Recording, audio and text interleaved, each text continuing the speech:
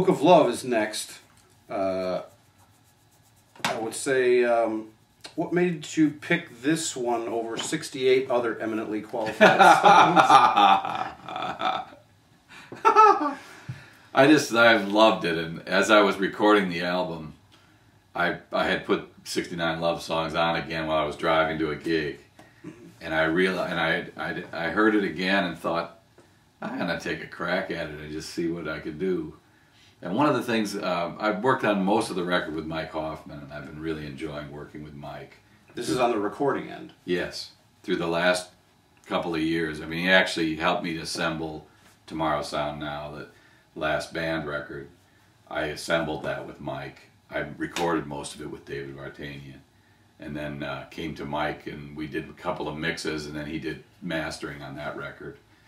And I've worked on a few other records that haven't come out with Mike, but so why this tune? Well, out of all those, why that? Well, I love it. I think it's great, and I wanted to take a crack at a few things that I've been enjoying, and writers that I've been enjoying that I think are enormously talented and that fit in with kind of the mood of what I was up to. I really admire Stephen Merritt. I think he's a tremendous writer, and I love the humor of it, and I mean it's the whole thing of poignancy and humor that we've always loved in all these different people through the years, the Louis Jordan factor or whatever. That, you know, it's great to have a shrewd, smart, warm-hearted person writing great stuff. Yet another treatise on intimacy, I guess. Very much. I mean, part of that, what I was saying about Mike, is that Mike has a lot of instruments laying around the house. And one of the ones he has is an old Silvertone guitar that is a absolutely undistinguished guitar in almost every respect, except that Mike figured out Nashville tuning, where you put the high strings from a 12-string set on the low strings of the instrument, so that the high strings of those pairs, your low strings then are tuned an octave up, and your high strings are tuned as a standard guitar. And in playing that guitar, you're playing in reverse somewhat. They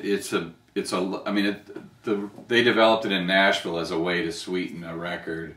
You could have another guy playing the same chords on a Nashville strung guitar, and you'd have something that is akin to a mandolin filling that range, but it's not, and it's got a very ethereal sound to it.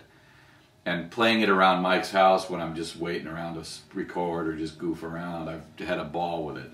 And he had, at that point, had it in an open tuning, and so I had just picked it up, and I thought, well, I'll try that tune, and I really loved the kind of the whole atmosphere of that with that recording. So when are you going to cover the monotones version?